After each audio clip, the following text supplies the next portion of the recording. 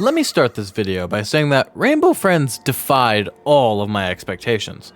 Looking at the thumbnails and the game's style, especially its blue monster mascot, it would be easy to assume that Rainbow Friends was one of those bad Poppy Playtime ripoffs. And yes, all of these Poppy Playtime Roblox games are bad. They're trash, literal gutter filth, and one day I'll make a video on why.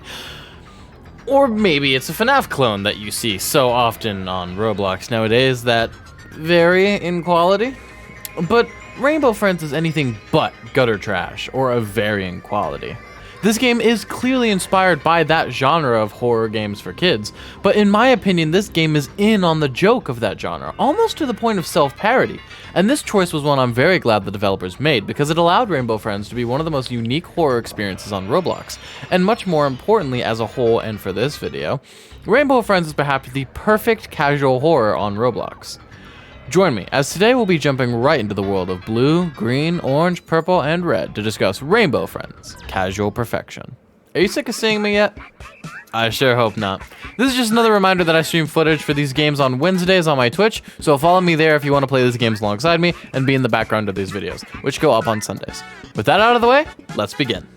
Rainbow Friends, like I said in the opening, is almost a parody of the genre that it's imitating. Unlike Poppy's Playtime and recent FNAFs, which are pretending to be serious horror experiences but really are there for children to become obsessed with, Rainbow Friends is very in your face about the entire experience. A lot of this belongs in the aesthetic category, but for now I'll just say that Rainbow Friends never once felt like it was trying to sell me something. Like it was trying to convince me that it actually was a mature horror experience when it really wasn't. Rainbow Friends is an honest game, and that above everything else made me respect this game. It makes you feel almost silly when you do get genuinely scared by these weird, bumbling creatures. But trust me, this game can get tense at times. But it can also be genuinely funny, and apologies to Void Gaming, alias Spoopy Cassie fan, but I just had to include this clip in the video. He's sprinting right now. Idiot box. You idiots! You idiots! You idiot!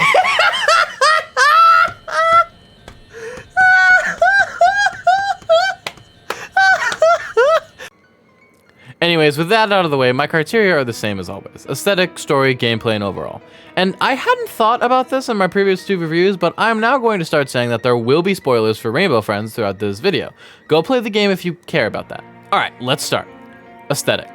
I already talked a little about the aesthetic before, but I did that so I could highlight how the game never once talks down to you or feels like it's trying to fool you.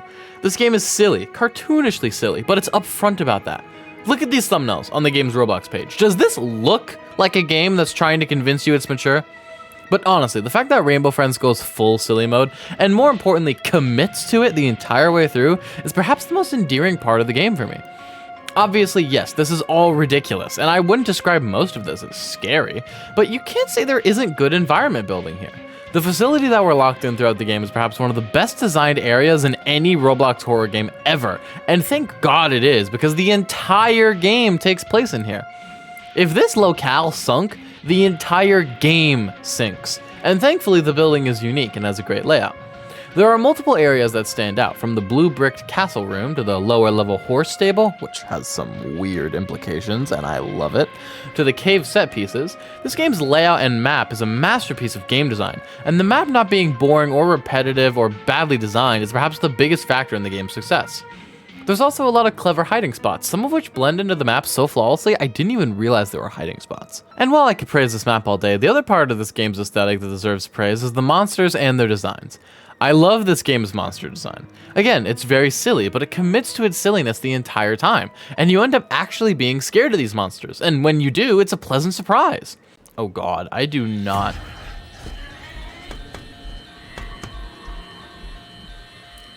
That was such bad timing! This game doesn't rely on jump scares for its horror, even though there are plenty of them if you die. Instead, it relies on the horror of being tracked. Of being locked in this building with monsters, and every single night, more and more get released into the space. The ways of surviving are scarce, the hiding spots are limited, and every time you turn a corner or open a door, there's an ever-increasing chance that someone new will be waiting on the other side. I also quite like the intuitive designs of the monsters. Blue is a big, brutish, but he's also kind of an idiot, so his design of a waddling stomp is very matching for his character. The sound design is also fantastic, since not only is it used to let the player know when he's near, it actually creates some high-strung moments where you can hear him approaching when you know you're in a dead end. Blue's jump scare also matches his personality. He's dumb, simple, and salivating from the mouth, so it only makes sense that when he finds you, he's gonna pull a Fredbear and chomp that head. Was that the bite of 87? And since I just highlighted Blue, I think I have to do all the monsters now. Green is a very simple but also well-designed monster. He's blind, but he can kill you when you're hiding, so your only option is to run. This is a perfect pairing with Blue, who outruns you, but who you can hide from. On their own, neither is too threatening, but God forbid you run into them together, which each monster on either side of you. If that happens, I wish you the best of luck getting out with your body parts still intact. I also quite like Green's design. He's blind, like I said earlier, and when he's walking around, you can see him feeling the wall to move around, and he waves his arms in front of him whenever he's looking for a player. It is such a nice detail for the devs to add, and helps to reinforce the amazing design and personalities of these monsters, making each feel like an individual. Also, if Green finds you when you're hiding, he will repeatedly slam you into the ground to kill you, which is different than his usual jump scare of eating you. It's just another great detail to add to his personality, as you can imagine his frustration all getting released as he beats open your skull on the concrete floor. Orange is my personal favorite monster because look at him! He's such a little guy! Baby! So cute! Darling! He is friend-shaped. Look at him! He's sleeping! He's taking a little nap! Oh my god! What a little guy! I love him! He hides out in his cave until you forget to feed him, at which point he'll do a lap around the map, killing anyone he can spot outside of a hiding spot. And honestly, same little buddy. The first time this happens, it catches you off guard, and the entire world stops when that orange line appears on the map. Again, if Green is chasing you and that orange line shows up, good luck. I also love his design, even though it doesn't have as much personality or detail as Green or Blue because he's not on the map for nearly as long. But he does have a massive mouth, which translates well to his love of food and his jump scare where he uses it to maul you to death. Purple is the monster that we see the least, but honestly he's actually the scariest monster to me. The fact that we only see two massive eyes and these creepy, grabby hands slowly coming out for us from the vent leaves so much for the imagination to fill in, and I think that's perfect. Also, purple is my favorite color, so I like this guy a lot. Oh, and also he's got massive teeth. Very nice touch. His jump scare is perhaps my favorite in the entire game, especially if you're not expecting it. These massive hands shooting out to grab you and pull you into the vent so quickly and suddenly is genuinely scary. And the final bite to kill you is the only time we see his massive teeth. A great time to reveal them as he uses them to tear into your flesh. And finally, we have Red. He's the mastermind behind the entire story, which we'll cover later. And while there's not a lot about him, I do like the fact that he's a very menacing, dark figure, and then we finally see him and it's just, yeah. That's actually comedy gold right there, which again is this game benefiting from committing to its silly tone. Now that we've gone over every monster, I think you should understand why I love this game's aesthetic, commitment, and detail. These two things make the facility and monsters that we encounter feel so real to the player, and this game's aesthetic benefits tremendously for it. Story. This game is a very silly story. Again, I like that a lot. We are a kid on a field trip when someone flips a sign and causes our bus to crash. After that, we wake up in the facility and we are guided by Red to fix a machine. Upon its fixing and activation, Red attempts to have us killed, but we manage to escape. Red closes the game by saying things are going to get a lot crazier. That's it for the main story, but honestly, that's all I really need for a game like this. It's cartoony, it's ridiculous, but it's committed to the bit the entire time. Also, I quite like the questions that this game set up, which will presumably get answered in a sequel. What is the machine? What is Red trying to do? Are those body parts in the machine, or am I making that up in my head? A lot of good cliffhangers for a sequel to expand upon, and I'd personally like to see the backstory of all these monsters explained. There's also a lot of environmental storytelling here. We don't quite know what happened to this facility that we're in, but we know it was something bad. Claw marks on the ground, pipes burst, wires sparking. This implies that the monsters took this facility from the humans by force. The fact that all the monsters are free certainly implies that. And we see a lot of portraits around of Blue's first friend and the founder, which honestly might have turned into Red since they're both humanoid, but that is just my wild guess. There is really no proof of that.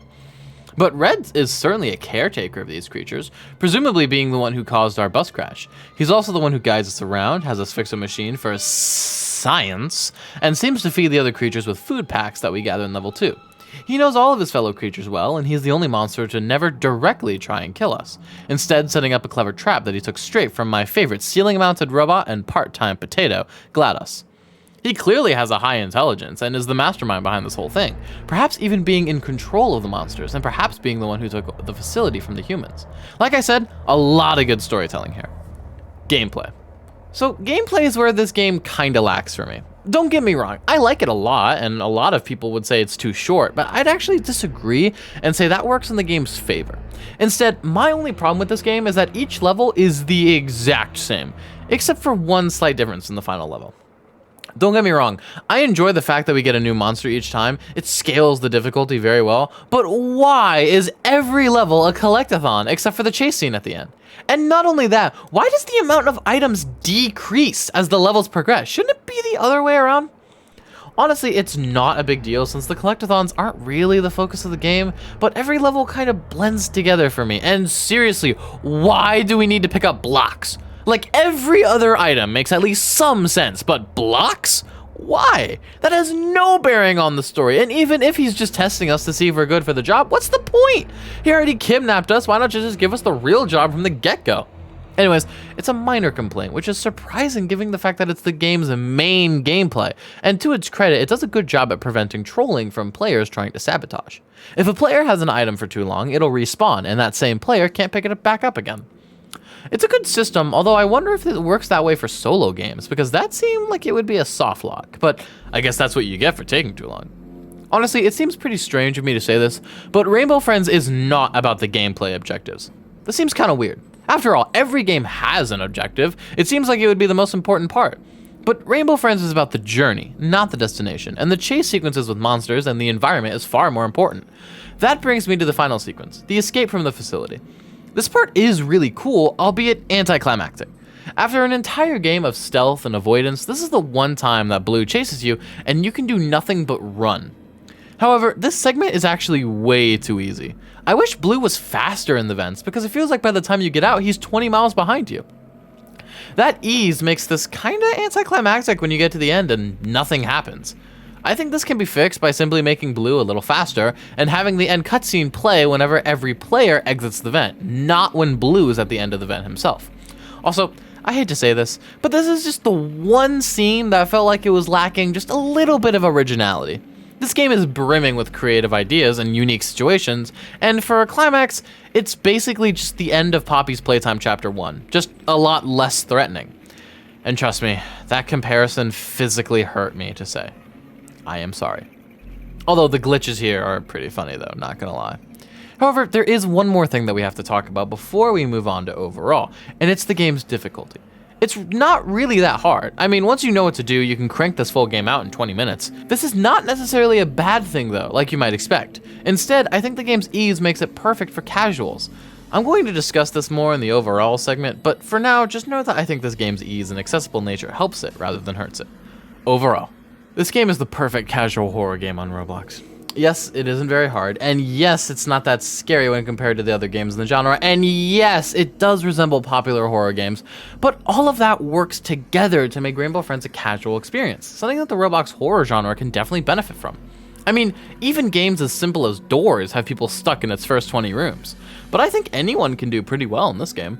Also, this game actually does not suffer from replayability like so many Roblox horror games because of its coin and shop system. Once you beat this game for the first time, you start grinding it to get the coolest box to hide in.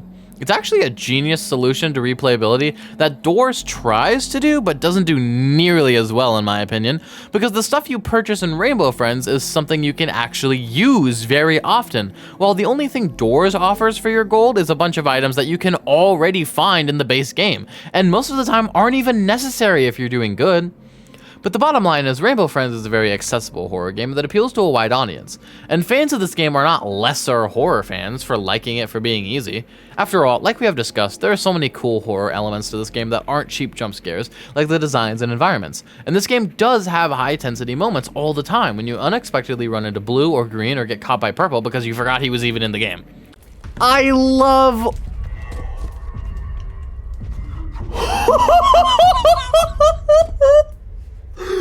Yo, This game is a masterpiece in environmental storytelling and world building, which are things that the plethora of mimic copies in the genre could never dream of achieving. And because it commits to a silly mood, it draws in casuals. That's why this game is so popular, and rightly so, because it appeals to everyone.